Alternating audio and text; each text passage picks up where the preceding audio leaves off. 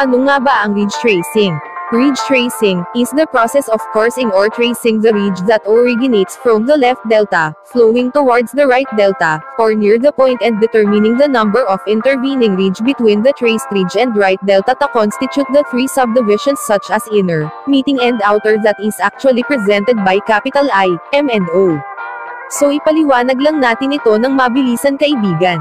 Kapag sinabi nating ridge tracing, from the word trace or sa Tagalog ay sakahin.